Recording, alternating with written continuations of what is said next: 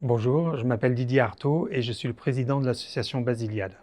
Basiliade est née en 1993. Elle a été créée par une dizaine d'amis bénévoles, volontaires, qui ont voulu accueillir des personnes qui étaient malades du sida en situation de précarité, qui étaient plutôt des personnes en fin de vie et qui vivaient dans la rue. Depuis, Basiliade s'est élargie à toutes les pathologies chroniques et à toutes les précarités. Et on associe toujours les questions de précarité et de santé pour toutes les personnes qu'on accueille.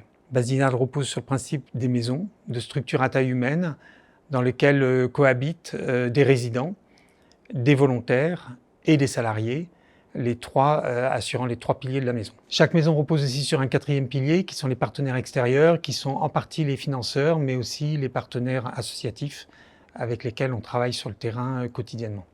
Ces dernières années, Basiliade s'est beaucoup développée. Un des grands défis, c'est de garder l'équilibre de Basiliade et de faire en sorte que le développement de Basiliade ne nuise pas à la proximité et aux structures à taille humaine. Donc chaque structure a son âme, chaque structure a son équipe et son esprit. Et donc c'est important que les personnes viennent apporter le meilleur d'elles-mêmes pour contribuer à la construction de chaque maison. Le deuxième défi pour Basiliade, c'est de garder une forme de militantisme. On n'est pas une association purement médico-sociale.